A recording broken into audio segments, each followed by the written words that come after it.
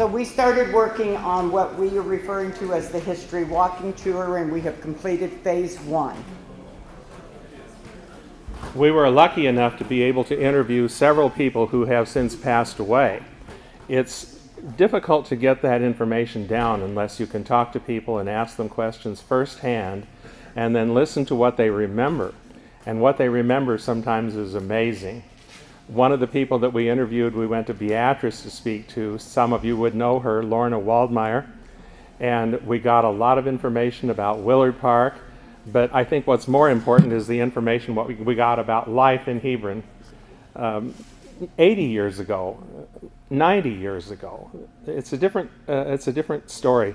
There's an Australian writer who wrote, "The past is a foreign country. They do things differently there." Well, boy, did we find that out. We've been working on this project for 5 years. Yeah, going on 5. In one sense, it started when the Hebron 150th anniversary asked for a history tour of town. And I was lucky enough to be able to conduct that on a trolley where we went around town and looked at sites. And then from there, we started talking about sites that we wanted to put signs up for or remember in some way. And so we have sites marked, in some cases with signs on the buildings, in some cases with signs that are outside the buildings. And we're planning on a second phase of this tour that will talk about the CC camp that became the POW camp here in Hebron, the college that many people don't even realize was here at one time, things of that nature. We're going to go back even a little deeper and talk about Fort Butler and the Oregon Trail. So I'm going to hand the mic over to Linda and let her talk a little bit about that part of it. Well, history has kind of been my thing, even though I grew up going to Hebron High School and having Mr. Kolba and Mrs. Hughes as my music instructors. And just as our speaker mentioned this morning, what a great background we all had in these small communities. And I'm so grateful. I took the 60-year class through the high school the other day, and believe it or not, it took 2 hours. And it wasn't because we walked slow. They looked at everything, all the new additions, and it was a wonderful experience of sharing our common memories of different teachers and different experiences. I did relate one experience that was pretty traumatic to Roger Pumphrey. His brother Hal was in my class, and Hal, we didn't know in high school, became a doctor. And one of his experiments in high school, in one of our rooms, must have been a little bit bored, he picked up a paper punch and punched his ear. And it bled like you would not believe. And of course, his brother enjoyed that story immensely. And it was a traumatic thing that my classmates have never forgotten. So that's pretty typical of growing up in the small community and sharing those interesting experiences in your life. My experience here, I actually taught history for over 30 years at Superior, and so I was asked to help at the Cattlemen's Ball a few years ago here in the local community, and my experience then with local history kind of started at that time. We had a 60 by 90 history tent that traced fighting cancer on the Oregon Trail. So I started to do a lot more local research. And I worked also as a docent at the History Museum in Lincoln, and so I got a lot of training for a year on Nebraska history, which in AP American history, and I taught world history, you don't have that experience so much when you're teaching your classes in high school. So I really started focusing more on state and local history. I want to mention right now, too, as I see her sitting out here, one resource in Thayer County we're so lucky to have is Jackie Williamson in Belvedere at the museum. And I did a lot of research. And I'm so appreciative that she's joined us today because it was a tremendous resource for me as I've done local history for all of us, basically. And so we're glad she's here to share this experience with us. We started our committee a few years ago, did many interviews. Like Johnny and Idonna are here in the second row. We went to their house, and 3 hours later, It was closer to 4. it was so enjoyable. And then she shared rolls and coffee. So she figured we were getting hungry after 3 hours of interview. But it was so interesting to hear all the local stories of businesses and people who lived here and worked here in the community. And we all enjoyed that immensely and gained a lot of very special stories from Johnny and Idonna. So that was kind of how we all got involved and got started. We do have that all recorded history, and we're working on trying to get that edited a little bit. So for 4 years now, we've had regular meetings, and each of us has researched in depth. And on the signs, by the way, what we've done, and it's new technology, is we put QR codes on the signs. So when you get your phone, most of you, if you eat in restaurants, you have a QR code. You put your phone on the QR code and open it up, and you get a little more in-depth history of this site. And we had mostly high school students record those for us to kind of have them involved also in this process. So I had to show one of the gentlemen downtown, Mr. Labor, how to QR code, because he wasn't familiar with it. He knew what it was, but he had never used it on his phone. So I went over there one day, and he was nice enough then, he has a beautiful home, to show me the inside of his home, and I truly enjoyed that. But the recordings give you more in-depth information. So what's taken so long is doing the research to try to make sure that we were doing appropriate information and accurate information as much as we could. You don't always have primary source information, but that's why our interviews were important to us, was to get some primary source, people that were there at the event, so then you trust the information a little bit more. So anyway, we have picked, 15 sites now? I think there's actually 17 or 18. There's 3 in the city park downtown, in Roosevelt Park.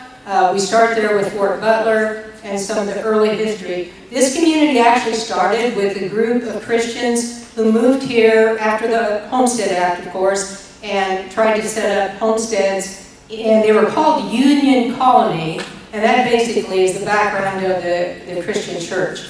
And so that is the beginning of this community. But Fort Butler provided them some protection from the Native American rebellions in that mid-1860s revolt, and so that's basically why Fort Butler was important. It was more of a National Guard, local militia group that protected the Union Colony, the 18 people who came here as our founding fathers for this community. So that's basically how we started, and then we've done some of the houses, like Joseph Prentice, the only Nebraskan to win the Medal of Honor in the Civil War. His home is on the site, and he's one of the early settlers here locally. And then we've added other things, some of the early church history, the Christian church, the Presbyterian church, all have signs about the history of those. And then, of course, Mary Green's house and her daughter, Ivy, that house, those are also on there because of their linkage to the suffrage developments in our local community here. Thayer County is very important because that's where the suffrage movement in Nebraska actually started to be organized by a local group of women, approximately 35 women, under the leadership of Lucy Correll. So that's basically why Thayer County is so important in the suffrage movement in Nebraska and in the western regions. And the Corrells, of course, published what was called the Western Journal, and the Western Journal spread the suffrage ideas into the western regions. So those things are all really important in the early history, and we are going to talk about that a little bit more in our program.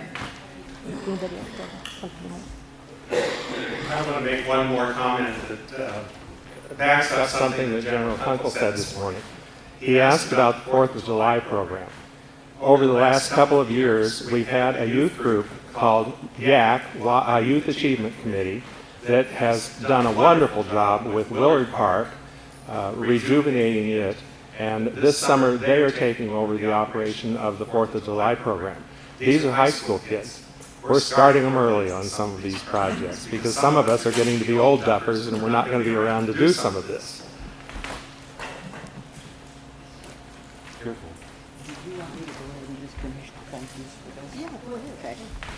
So today, in addition to doing a dedication for the Hebron Suffrage Legacy of Courage Park, we are also doing an opening of our history walking tour.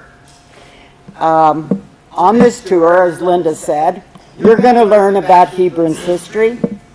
You're going to learn about adventure, heroism, patriotism, activism, generosity, and leadership. The tour is going to start at Roosevelt Park, and then, like she said, it will stop at several historic buildings and the homes of suffragists and, of course, our Congressional Medal of Honor recipient. So on that project, we want to thank people who have been involved in helping this come to happen. Jackie Williamson, Director, Thayer County Museum, the City of Hebron, all of the people that we interviewed, the students and patrons who did the audio stories. A special thank you to Jeff McLaughlin. He helped us with the placing of the signs, both the posts and on the buildings. Lee Courting, we called on her teacher skills to do the proofing of all of our copy before it was put out there. And lastly, our walking tour sponsors. The funds were received from the Thayer County Visitors Committee, the City of Hebron, the Nebraska Historical Society Foundation, and the Art Council of Thayer County. So I think with that, are we possibly ready to begin? Do we have our speakers and everyone here?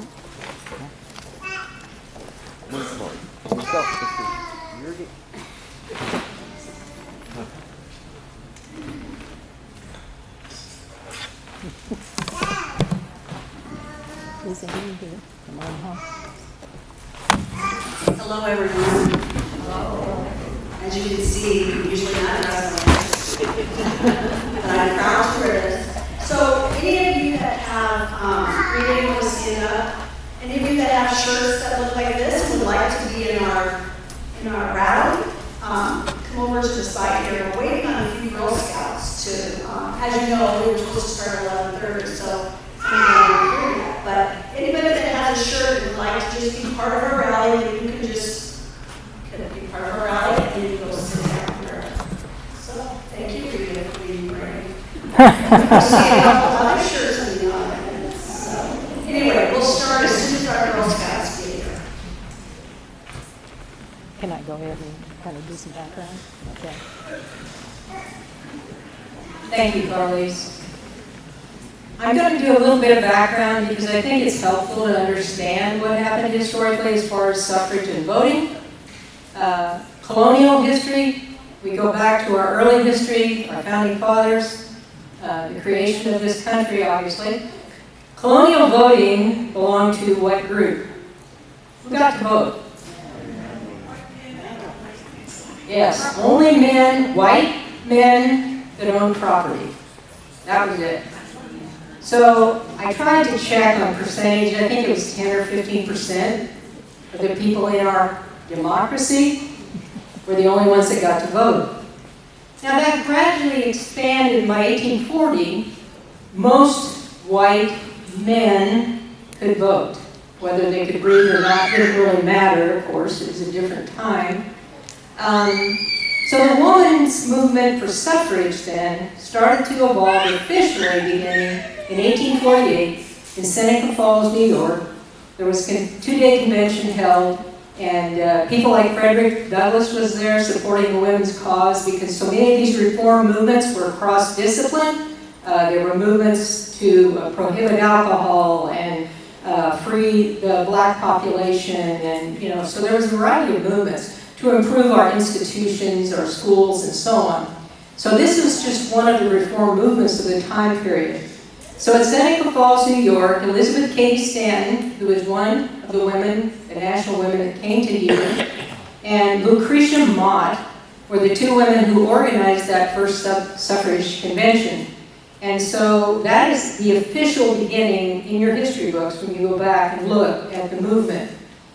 And it's ironic that during the Civil War, at the end of the war, the 13th, 14th, and 15th Amendments were passed. 13th freed the slaves, 14th guaranteed them due process, and the 15th Amendment gave black men the right to vote.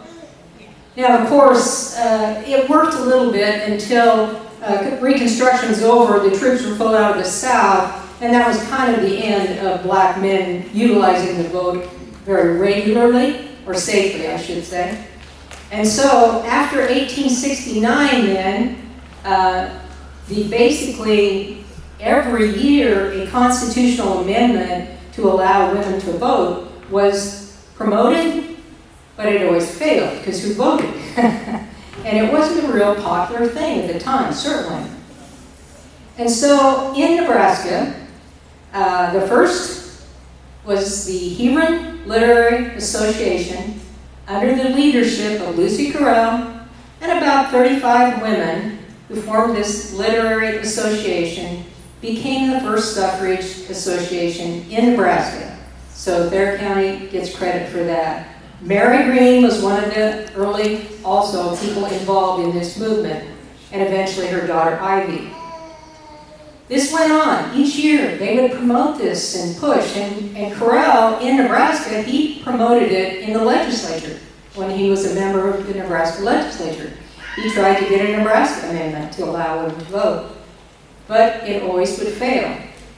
And so, as we worked into the 20th century, during World War I, women got after President Wilson.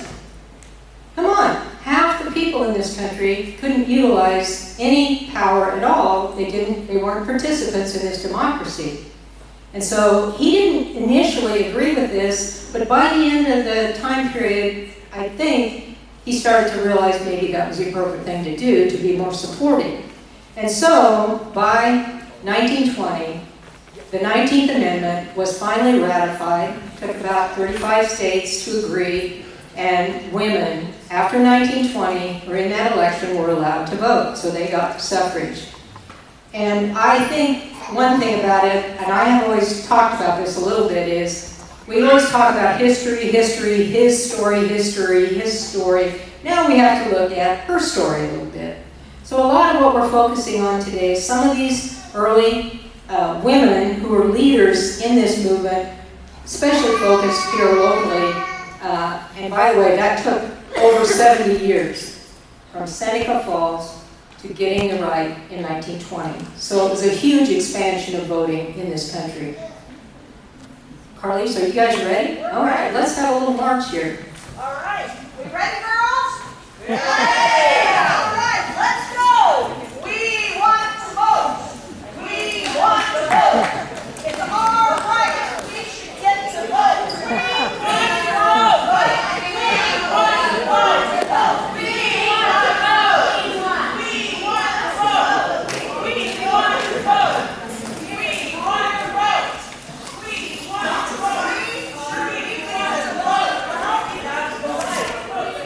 vote!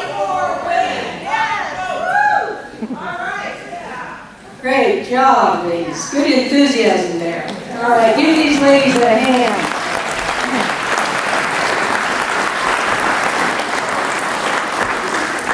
Thank you, ladies. I'm going to briefly introduce some of our honored guests and speakers here. Dennis Carell is a great grandson of the Carells, Erasmus and Lucy. So, Dennis, you want to stand up?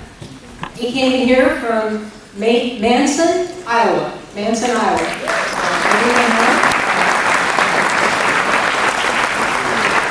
Also, I'm assuming Dan is here? No? No Dan? Okay.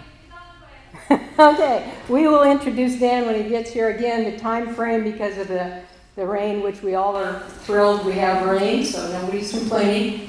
Ivy Sher. Is Ivy? Oh, here we are. Ivy, welcome. Ivy is the great-great-granddaughter of Ivy Green. And I'm sure it's wonderful that she shares the name.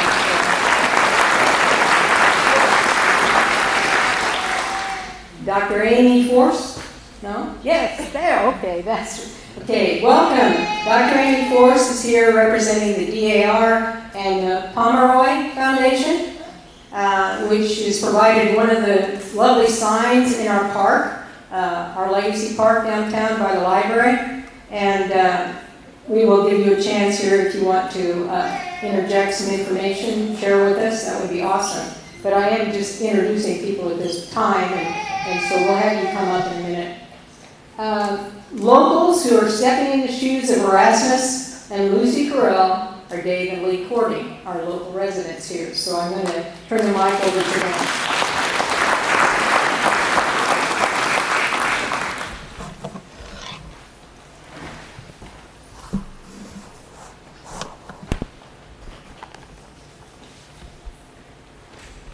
Some years ago, Jackie Williamson asked me to portray Erasmus Correll at a meeting of the Clare County Historical Society.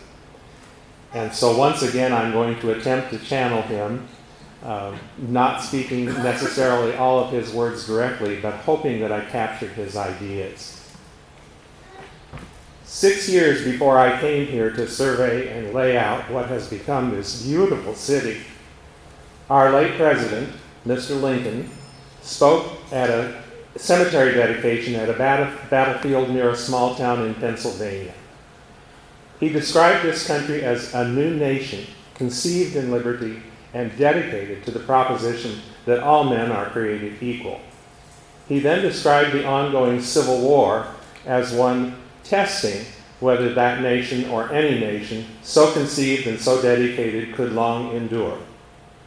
Ladies and gentlemen, I submit to you the proposition that every time we go to the polls to cast our votes for our founders, we again test whether our nation will endure.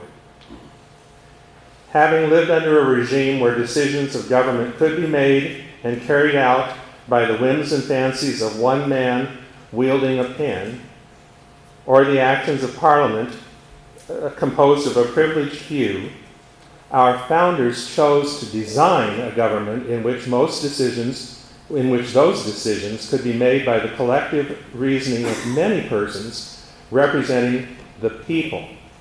They regarded the necessity of the decision-making by the people as so vital that they embodied that importance in the very first words of our Constitution. We, the people of the United States, in order to form a more perfect union. How then were the people to be enabled to make these decisions? Our founders were familiar with the concept of voting, but accustomed to the idea which prevailed in England, that voting was to be restricted to male landowners. Like the government of the United States, which is constantly a work in progress, voting has also been a work in progress, expanding from male landowners to male property owners in general to, quote, all persons born or naturalized in the United States and subject to the jurisdiction thereof, and describing all such persons as citizens. How to escape the notice of the drafters of the 14th, 15th Amendment that women were persons and a constituent part of the people of this great nation can only be explained by what I think of as the aristocracy of the male sex. The 14th Amendment marks the origination in the Constitution of the word citizen to further define what constitutes the people of the United States. One can become a citizen in one of three ways: by being born within the geographic territory of the United States, by being naturalized, or like me, being born outside the country to parents who are citizens. One of the curiosities of our nation's history is that not one signer of the Declaration of Independence, not one drafter of the Constitution of the United States was a United States citizen. simply because the United States did not exist at the time of the signing of the Declaration or the drafting of the Constitution as we know it, which did not take place until 1789. Not one of our first 7 presidents was a citizen of the United States at the time they were elected to the presidency, because they were each born before the formation of the United States as we know it, and were never naturalized. What all these men did hold in common was that they were part of the people. And the lawyer and farmer from Virginia realized that the sheep farmer from Pennsylvania and the silversmith from Massachusetts and the backwoods trapper from North Carolina were each entitled to the same right to direct the destiny of their country as he had. But what about their mothers, wives, sisters, and daughters? Were these not people of the United States? And did they not meet the definition of citizen of the United States? Miss Susan B. Anthony and Mrs. Elizabeth Cady Stanton spent their adult lives in a quest to assure that women were seen as persons, as citizens, as part of the people of the United States. Neither lived to see their goal of votes for women accomplished, but like the woman who plants an acorn so that another woman, unknown to her and yet unborn, might sit in the shade of the oak tree that grows. Their efforts paid off after their lives in the form of the 19th Amendment to the Constitution, ratified August 18, 1920. Since then, the right of citizens to vote has been expanded to all citizens 18 years of age or older, demonstrating once again the fact that this great nation is always a work in progress, and that any attempt to control the nation's destiny by restricting or limiting the right of the people to vote is an act of regression that defies the very principles on which the nation exists and is therefore un-American. So let us pledge ourselves to cast intelligent, informed votes for our representatives, senators, and presidents, as well as all local government leaders, so that we can continue to honor Mr. Lincoln's desire that government of the people, by the people, and for the people shall not perish from the earth.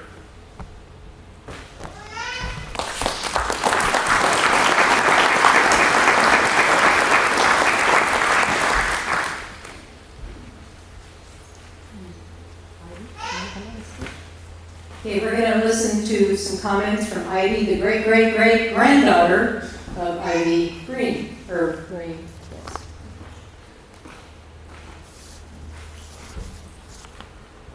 My name is Ivy Green. My parents, William and Mary Green, my sister Lizzie, and I arrived in Hebron by covered wagon on June 9, 1871. I was 11 years old. I recall that we arrived here just 1 year after the town of Hebron was fully organized. We saw only 3 houses, not a tree or bush nearer than the Little Blue River. We met our friends L.J. Correll and family and settled into 5 small rooms over Mr. Smith's store. Soon we arrived sharing these rooms with other arrivals. So Dad quickly built a 3-room house for our family. Lizzie and I attended school in a sod schoolhouse with about 8 other children. Miss Esther Potter was our teacher. By June 1877, my mom and dad had acquired a home on 5th and Olive. It was a framed 2-story home with porches. It also, that year in October, that Mr. Erasmus Correll invited Susan B. Anthony to come to Hebron and speak on bread versus ballot. I remember my mother saying that her good friend Lucy Correll stated that Miss Anthony electrified the audience as she talked of women's rights. Anthony was a woman of wealth and culture who felt women were powerless without their ballot and devoted her time, talents, and means to this work, traveling to the western states. On April 14, 1879, the Literary Association brought Elizabeth Cady Stanton to Hebron to lecture on the Women's Suffrage Association. The next day, April 15, 1879, the Thayer County Women's Suffrage Association was organized, the first permanent women's suffrage association in the state of Nebraska. My mother, Mary Green, was a charter member of this association along with 34 other women. Mother felt it was her privilege to entertain the women speakers in our house, Susan B. Anthony and Elizabeth Cady Stanton. She found them to be charming and refined in spite of what some believed. She kept a journal that had notes written by suffragists and visited or stayed at our home. My mother was happy that these speakers of national prominence had come to Hebron. I'd like to read a few entries from my autograph book.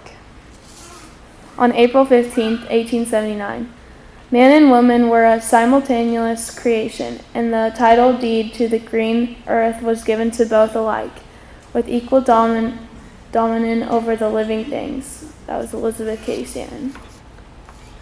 And then in my sister's autograph book, she wrote, "And God said, let us make man in our own image, male and female. Made he them and gave them domain over the fish of the sea, the fowl of the air, and every creeping thing. But there is not said of giving man domain over women." I soon joined the Thayer County Women's Suffrage Association and became an activist for the cause. I knew the importance of women's rights, legal protection, and wage inequity. On October 3, 1880, I married Frank Weatherald, an entrepreneur who had come to Hebron in 1873 to establish a new flour mill along with the Little Brew River. I continued to work for the rights of women. I remember in September 1881 we held a basket social on the grounds of Thayer County Courthouse. Basket lunches for two were prepared by the suffrage members and auctioned to the highest bidder. Of course, when we shared the lunch with the highest bidder of our basket. We also sold ice cream, lemonade, and buttonhole bouquets at the event. It was a time for all and a fundraiser for our association. After 64 years and a number of failed attempts, the 19th Amendment became law of the land on August 6, 1920. I was able to see the completion of our suffrage efforts. Thank you for coming as we celebrate the courage of these women and men from Hebron who supported the suffrage movement and worked to secure the rights of women.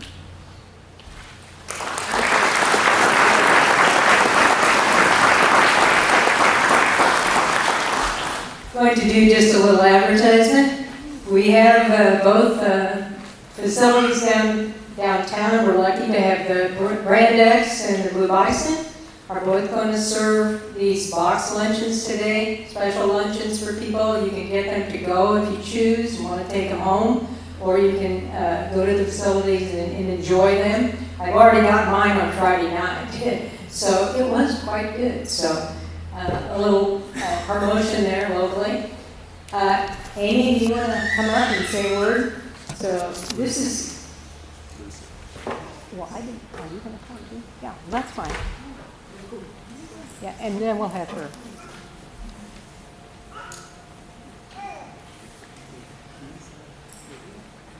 Yeah.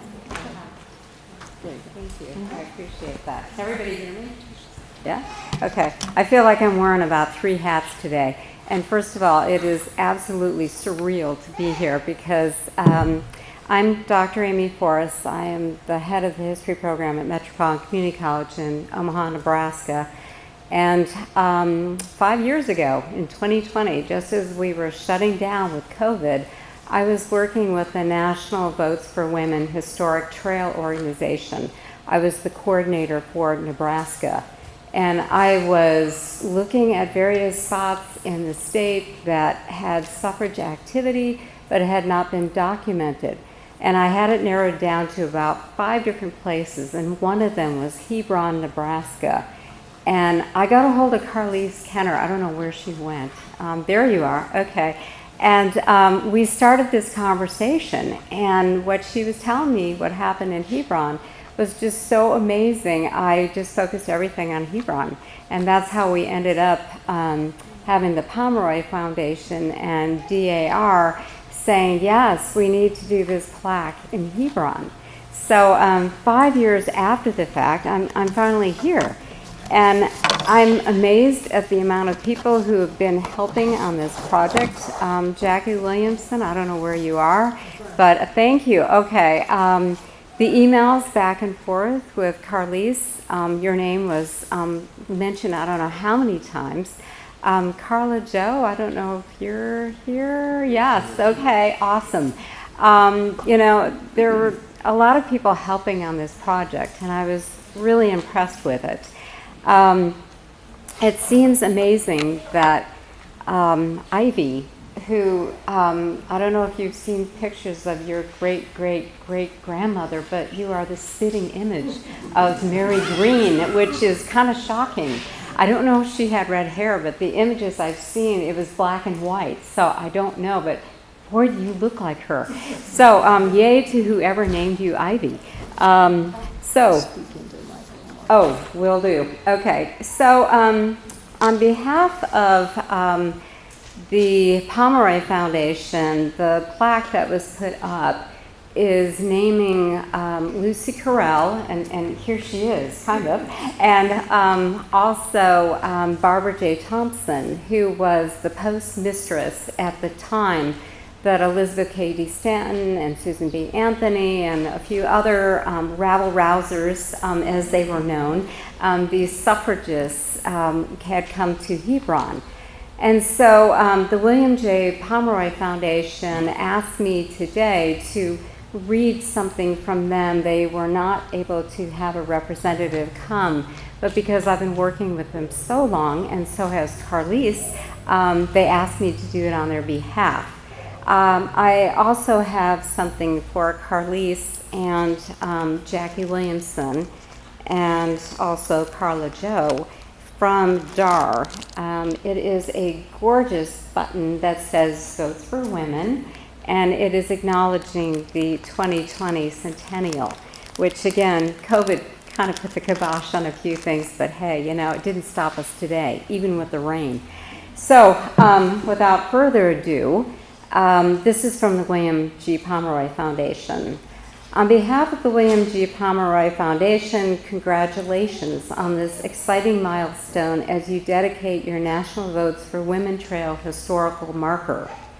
In honor of the centennial of the 19th Amendment, the Pomeroy Foundation proudly partnered with the National Collaborative of Women's History Sites to launch a nationwide marker grant program that commemorates the women's suffrage movement and brings greater visibility to the people and places that shape the fight for voting rights. Through this collaboration, communities across the country are helping to ensure that these powerful stories continue to inspire and educate for generations to come.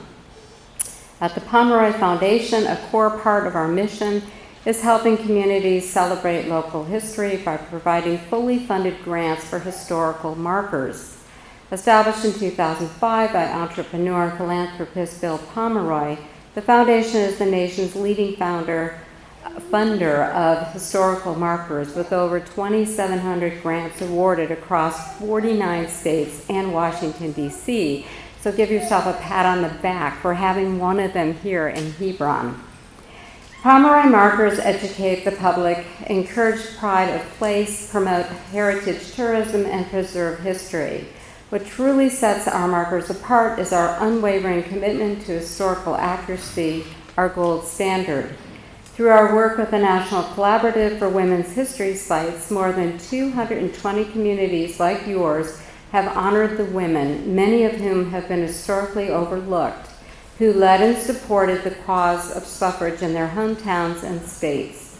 These markers now stand as permanent reminders of both local and national history. This National Votes for Women Trail marker represents a meaningful part of Nebraska women's suffrage legacy. We extend heartfelt gratitude to the National Collaborative of the Women's History Sites. They actually named me Dr. Amy Forrest and Metropolitan Community College, which I do appreciate. Community members, you know who you are. You're all wearing purple shirts. And everyone who made this celebration possible. We are honored to share this moment with you, knowing the Pomeroy marker dedicated today will stand as a lasting testimony to your community's role in women's suffrage history.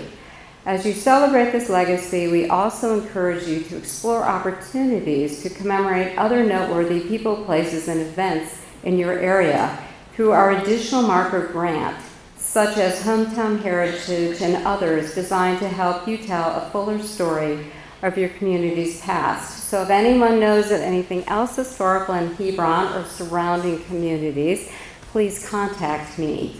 Thank you for your congratulations from all of us. Thank you and congratulations from all of us, the William G. Pomeroy Foundation. With gratitude and best wishes, Bill Brower, Executive Director of William G. Pomeroy Foundation. Thank you so much.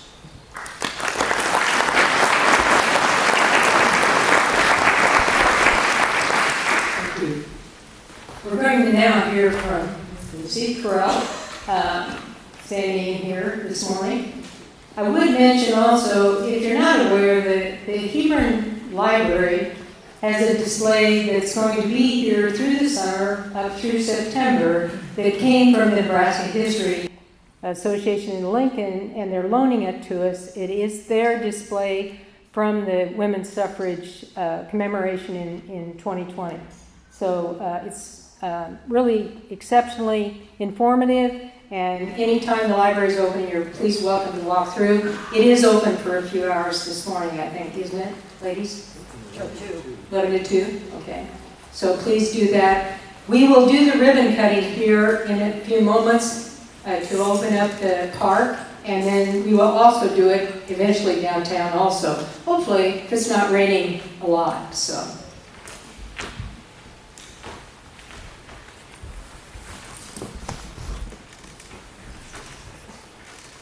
I am so honored to represent Lucy Correll up here. She was an amazing woman for her time, one of a group of extraordinary and amazing women across the state and across the country.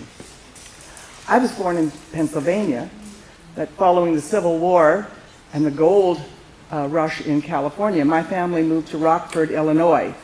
They didn't find gold there, but I did. I found Erasmus Correll. We were married, and we joined the Disciples of Christ Union Colony on a trip to Nebraska to found a settlement. We first got there was nothing. We homesteaded for a while west of town, and were subject to the same conditions and the common lot of homesteaders of the time: weather, blizzards, drought, wild animals, and prairie fires. I remember very vividly outrunning the flames to a plowed hedge and lying with my shawl over my head to survive the smoke. I did. This was also the time of the worst Indian raids in the area's history. Erasmus was elected captain of a volunteer militia organized by the governor to defend the settlers against the Indians. They thankfully didn't have any really violent battles, but they certainly patrolled and kept the peace. And they existed until federal militia, or the federal Union soldiers, arrived and Fort Butler was established. With the more peaceful atmosphere, the settlement of Hebron was able to go on. And Erasmus was surveyed and platted the city of Hebron in 1869. The next year, we built the first building in Hebron. And in 1871, Erasmus and I established the Hebron Journal newspaper. I wrote columns that were especially for women on practical issues, women in equality in education, finances, legal rights, temperance, and suffrage. Hebron was very progressive and well-informed, a group of college-educated people who banded together, and we created the Hebron Literary Association, a group of men and women. It was for entertainment as well as for serious things. We had recitations and readings, some original, and serious and not so serious debates, from suffrage, the right for women to vote, to whether or not it was moral for Christians to dance. That one took a long time.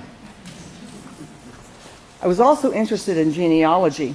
On my mother's side, I'm related to the Bunkers of Bunker Hill in Boston. They own property there and at Breed Hill, sites of two of the Revolutionary War battles. I organized or helped to organize the Oregon Trail chapter of the Daughters of the American Revolution, the DAR, and served as state historian for the group. But suffrage was our greatest passion. And we joined with like-minded, college-educated professional women, Lucinda Russell, Harriet Brooke, Clara Colby, Ada Bittenbender, who was the first woman lawyer in Nebraska. And coincidentally, all were married to progressive, politically active newspaper men. You've already been told about the organization of the Thayer County Women's Suffrage Association, the first in Nebraska, later became Nebraska State Women's Suffrage Association. Erasmus was elected to the legislature, and therein he introduced a bill to amend the Nebraska Constitution to include women in voters. I was secretary for the campaign that would pass that amendment. We were very excited. It seemed like there was a lot of support.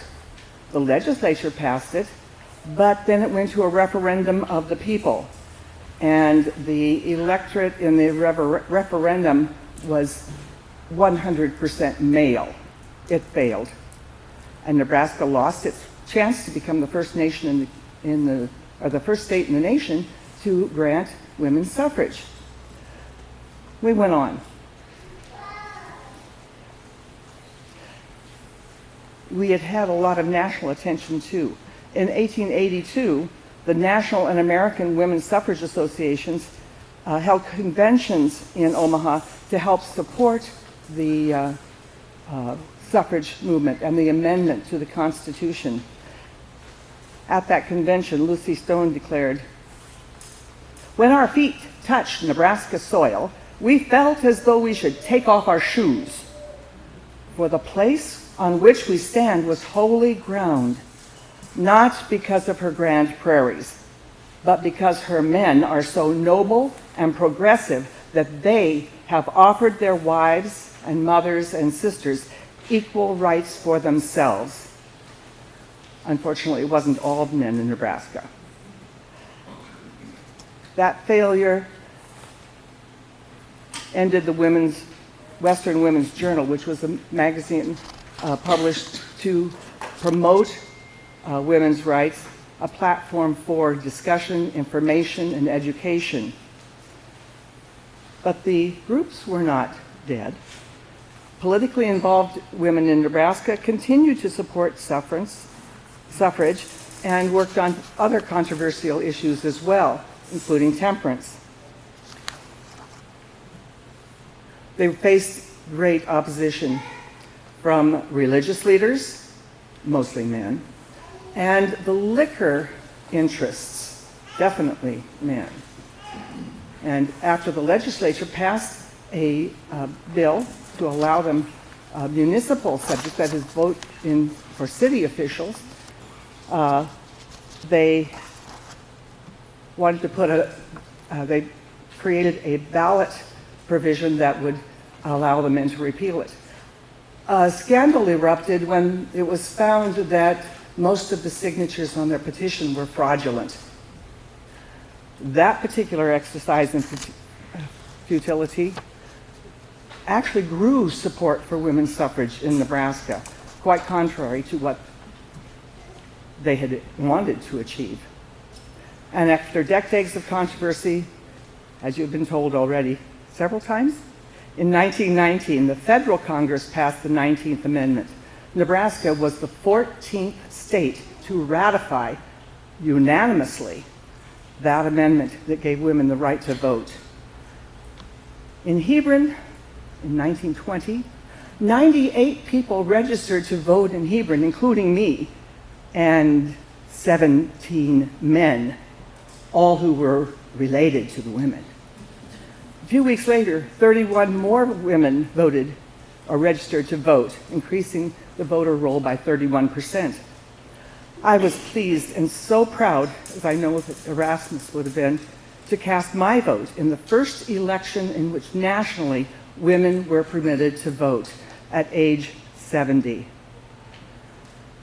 Legacy Park here in Hebron will help you remember and honor the hundreds and thousands of women and men who fought decades for and won the right to vote for you.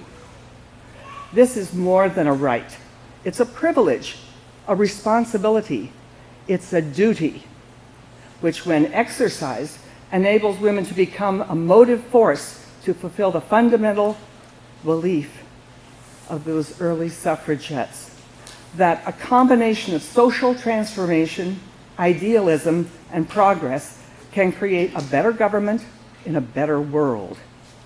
This is your legacy and the legacy of every American woman. Thank you.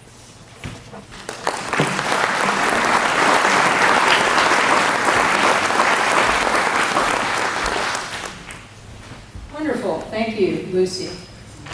Now we're going to do the ribbon cutting. Oh, yes, I do want to introduce another guest. Dan Carell and his family from Kearney are also here to join us. Another great-grandson of the Carells. And he has his 2 daughters with him, so they would be the great-grandchildren. Okay, and his 2 daughters. Yes.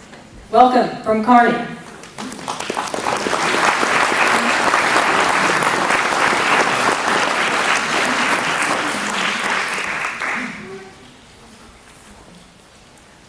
Now we would like to move forward with our ribbon cutting ceremony.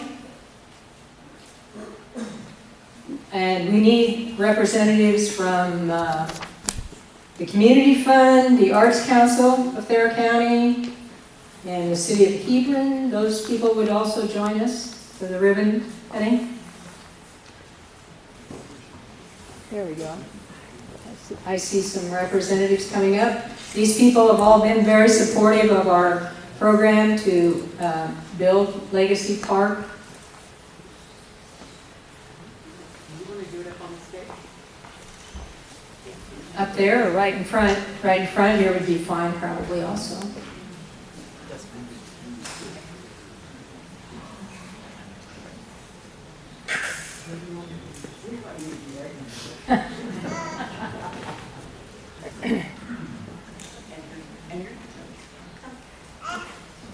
Ivy, why don't you join us too? Ivy, you want to go down? If we introduce you. Megan And Kate. and Caitlin, welcome.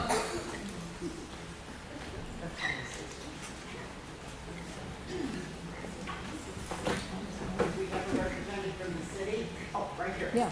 Okay. Good guys. Yes. We tested it. It works. Oh, there we go. 1, 2.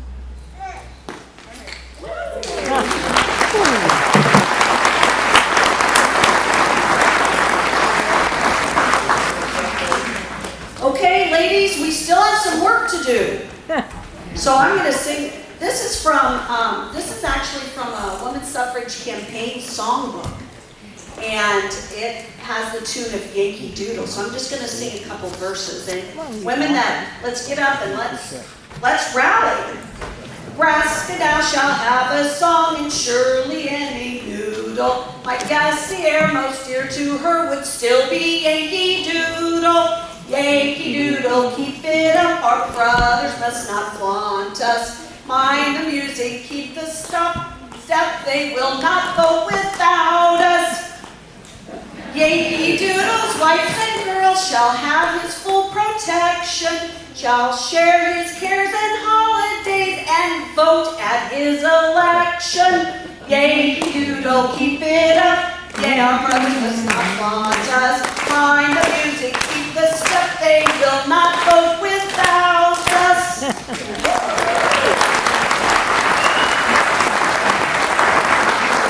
Thank you all for coming, and don't forget, it's lunchtime, so go support the businesses that have the boxed lunches. Thank you.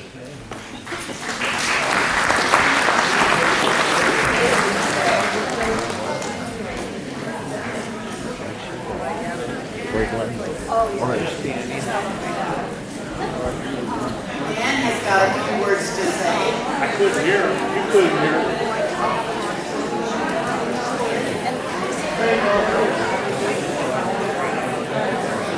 You have to be right against it.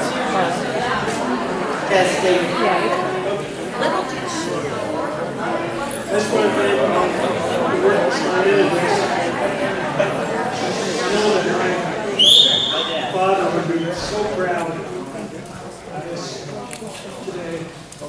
He was very much involved with this family history.